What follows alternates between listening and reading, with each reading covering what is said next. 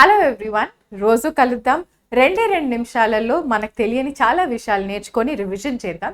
ఇవాళ మన topic constitutional లాలో ప్రియాంబుల్ అన్న టాపిక్. మీరు ఏ బేరాక్ట్ తీసుకున్నా స్టార్టింగ్లో ప్రతి బేరాక్ట్కి ప్రియాంబుల్ అని ఉంటుంది.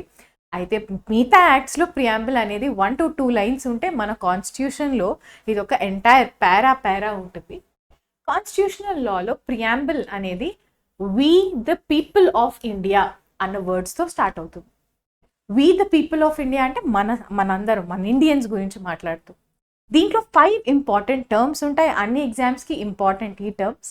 ఆ 5 టర్మ్స్ ఏంటి అంటే sovereign, socialist, secular, democratic, republic. ఈ 5 టర్మ్స్ మన ఇండియాని డిస్క్రైబ్ చేస్తున్న terms. Sovereign, socialist, secular, democratic and republic. వీటిల్లో సోషలిస్ట్ అండ్ సెక్యులర్ అన్న టర్మ్స్ ఒరిజినల్గా కాన్స్టిట్యూషన్లో లేవు. తర్వాత 42nd అమెండ్మెంట్ ద్వారా వీటిని యాడ్ చేశారు. అలాగే ఇదే 42nd అమెండ్మెంట్ ద్వారా unity and integrity of the nation అని ఇంకొక టర్మ్ని కూడా ఈ ప్రియాంబుల్లో యాడ్ చేశారు.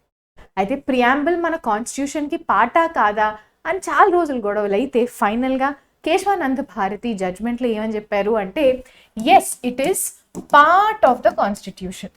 మిగతా పార్ట్స్ ఎలాగో అలాగే మన ప్రియాంబుల్ కూడా పార్ట్ ఆఫ్ ద కాన్స్టిట్యూషన్ అని కేశవానంద భారతి కేసులో డిసైడ్ చేసి చెప్పారు. రేపు మళ్ళీ ఇంకొక షార్ట్ వీడియోతో కలుద్దాం.